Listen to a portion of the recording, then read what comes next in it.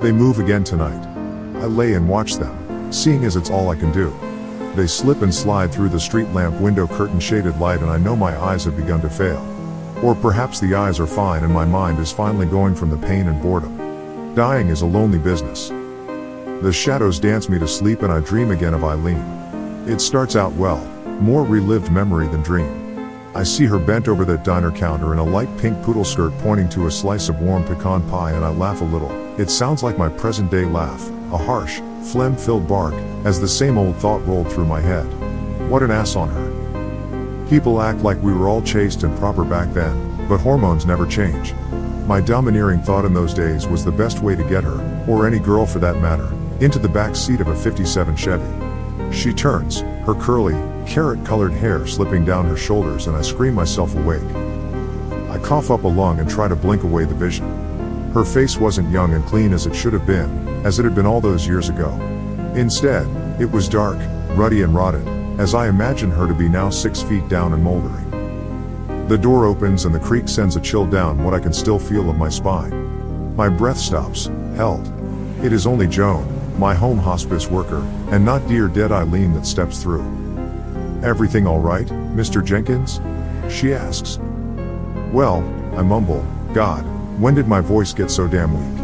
I'm 79, my legs don't work, and it's quite possible I've shit myself. So it's a resounding no." She chuckles. I always could make the girls laugh.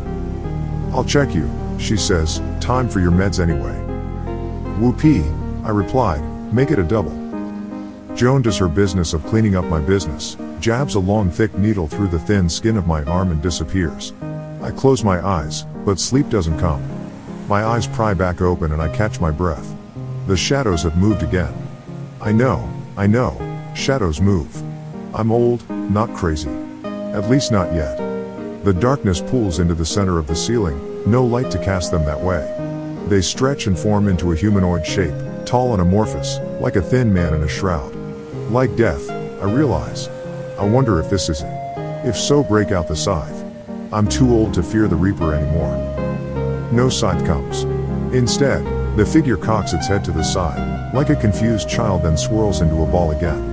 I watch, confused as a child myself, as the shadows split. I realize the scene is taking form in silhouette. A flat straight line of shadow runs across the ceiling. Other shadows rise from it, forming little more than stick figures, but people just the same. More and more lines move out and I smile. I know what I am seeing now, what the shadows form, even if it is just a drug or dying-induced hallucination. There was the ringmaster, top hat and all. He gestured to the right, to a lion in caricature, a man with a whip made of darkness dancing before it. There was the trapeze, a stick man, or woman I suppose, don't ask me the sex of shadows, flying through the air with the greatest of ease, and cannons and clowns and little stick shadow monkeys and laughter like I hadn't heard in ages. The racking coughs come to remind me that all things, even laughter, require payment. The circus packed up as I wheezed, the cloak back, cocking its head again at a different angle, almost one of concern.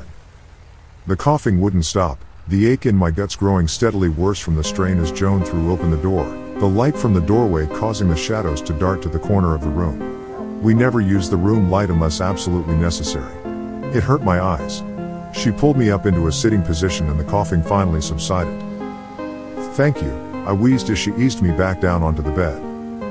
"That's why I'm here," she said, "now you try and rest." I barely heard her. I was looking at the ceiling, at the shadows. The shadows encircled her head as she leaned over me, but there was no laughter now, no ringmaster.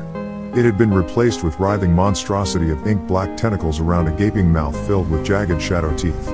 Centered in the mouth was Joan's plain-faced, mousy-haired head. I wheezed out no, as loud as I could, but it came as nothing more than a whisper. The mouth began to close. I had no idea if the shadows, or whatever they were, could hurt her, but I wouldn't let them if I could stop it. Joan just smiled, said, "You rest now," and turned to leave, undevoured. I concentrated on the shadows as she made her way across the room. They seemed to draw back from her presence, as if in fear, the monster turning to a cowering boy, its arm extended, pointing as if in accusation. "I don't understand," I whispered. The ball of shadow roiled, a move that made me think of frustration, and did so until sleep finally took me. I lay waiting for the day to pass, same as all days now, filled with hot broth and bad TV, but this day also held anticipation. I didn't know if I would see the shadows again, but I hoped. Even if they were just the symptoms of an old, dying mind. Finally, the sunlight crept its way out of the window, the only muted light left that of the street lamp outside.